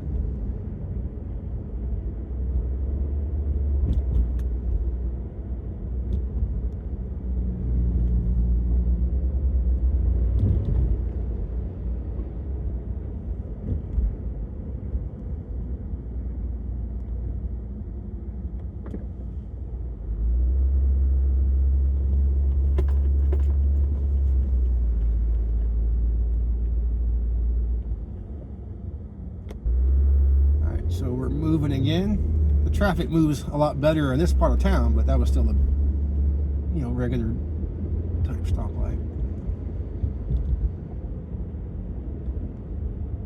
Anyway, any second the phone's gonna just die, so. Alright.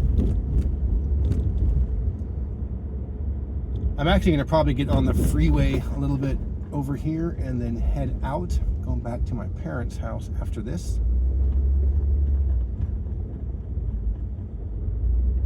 Honduras Kitchen. So yeah, this neighborhood, it's predominantly Hispanic. It used to be almost entirely Mexican, but now you've had more Central Americans move into this neighborhood. Guatemalans, Hondurans, Salvadorans. So still a lot of Spanish being heard, being spoken.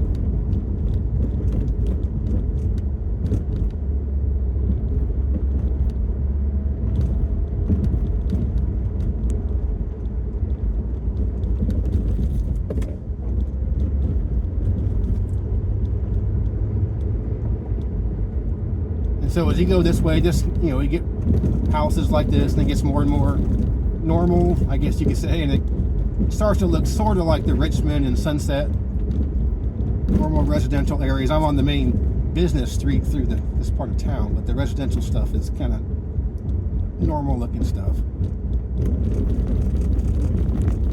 At least normal for San Francisco.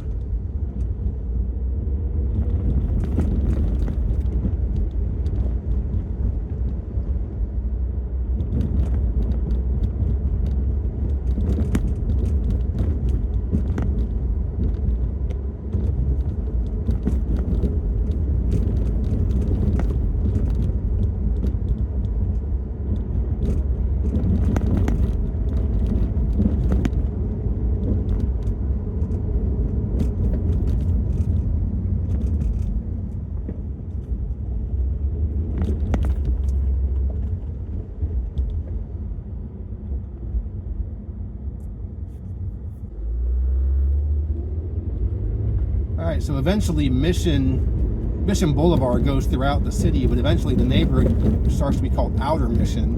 I'm not sure if where we're at is called that yet, but Mission goes basically all the way out to the city. Oh, actually, as I say that, we are at the border right here. So this is Daly City. So we are now out of the city of San Francisco. This is a suburb.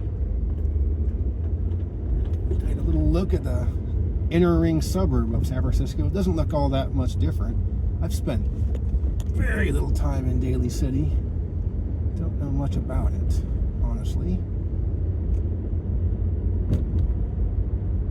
But yeah, you saw a pretty good chunk of San Francisco. You didn't see, some of the southeastern and, the southwestern-ish normal-looking houses and stuff, but you get to see quite a bit of it. So I'm going to end the video here. So I hope you got a new appreciation of how nice San Francisco is and also how awful driving here is. So if you take two things